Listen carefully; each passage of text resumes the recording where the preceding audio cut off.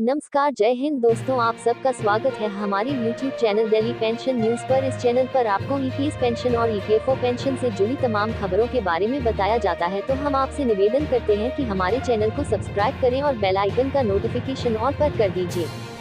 एक पेंशन में न्यूनतम पेंशन 1000 रुपये से बढ़ाकर 9000 देखे कर्मचारियों को वित्त मंत्री का गिफ्ट। एक पेंशन में न्यूनतम पेंशन 1000 रुपये से बढ़ाकर 9000। इसी महीने ईपीएफओ बोर्ड की एक बड़ी बैठक होनी है।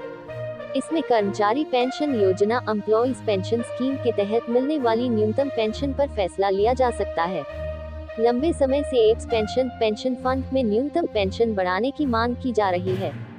फिलहाल ईपीएफओ ने न्यूनतम पेंशन 1000 रुपये तय की है। मार्च में संसद की स्थायी समिति ने कर्मचारी पेंशन योजना एम्प्लॉइज पेंशन स्कीम में न्यूनतम पेंशन राशि 1000 रुपये से बढ़ाकर 3000 रुपये करने की सिफारिश की थी।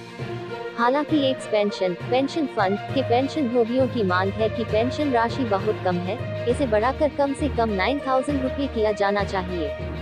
कर्मचारी पेंशन योजना एम्प्लॉइज पेंशन स्कीम बोर्ड के सदस्यों और भारतीय मजदूर संघ की मांग है कि पेंशन कर्मचारी के रिटायरमेंट से ठीक पहले की आखिरी सैलरी के हिसाब से तय होनी चाहिए। एक पेंशन फंड में फिलहाल पिछले 5 साल की सैलरी का औसत देखा जाता है। हालांकि श्रम मंत्रालय ने ऐसा करने में असमर्थता जताई है। एक पेंशन में न्यूनतम पेंशन 1000 रुपये से बढ़ाकर 9000। एक पेंशन फंड खाते में योगदान वेतन का 8.33% होता है। हालांकि वर्तमान में पेंशन योग्य वेतन को अधिकतम 15,000 रुपये माना जाता है। इसके चलते अधिकतम पेंशन हिस्सा 1250 प्रति माह है। इसके तहत न्यूनतम पेंशन 1000 और अधिकतम 7500 रुपये दी जाती है। इस योजना में विधवा पेंशन, बच्चों की पेंशन की सुविधा दी जाती है। अगर कर्मचारी की नौकरी के दौरान 58 साल से पहले मृत्यु हो जाती है, तो कर्मचारी पेंशन योजना एम्प्लॉइज पेंशन स्कीम में उसकी पत्नी और बच्चों को पेंशन मिलती है। एक पेंशन फंड का लाभ लेने की शर्तें: कर्मचारी ईपीएफ का सदस्य होना चाहिए।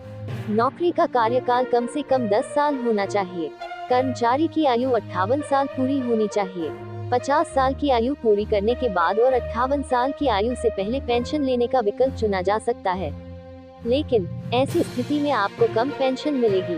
इसके लिए फॉर्म 10 भी भरना होगा। कर्मचारी चाहे तो 58 साल पूरे करने के बाद भी एक पेंशन फंड में योगदान कर सकता है और 58 साल या 60 साल की आयु से पेंशन शुरू कर सकता है।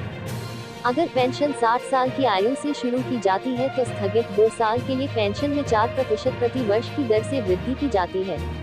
अगर कर्मचारी की मृत्यु हो जाती है तो उसका परिवार पेंशन पाने का हकदार होता है। एम्प्लॉइज पेंशन स्कीम में पेंशन के लिए 10 साल नौकरी जरूरी। एक पेंशन फंड का लाभ केवल उन्हीं लोगों को मिलता है जो ईपीएफओ सब्सक्राइबर हैं। ईपीएफओ के नियमों के अनुसार कोई भी कर्मचारी जो ईपीएफओ में योगदान देता है और उसने 10 साल की सेवा पूरी कर ली है और उसकी आयु 50 वर्ष से अधिक है, वह पेंशन पाने का पात्र हो जाता है। अगर सेवा की कुल अवधि 10 साल से कम है, तो कर्मचारी पेंशन योजना एम्प्लॉइज पेंशन स्कीम में पेंशन के लिए जमा की गई राशि को बीच में कभी भी निकाला जा सकता है।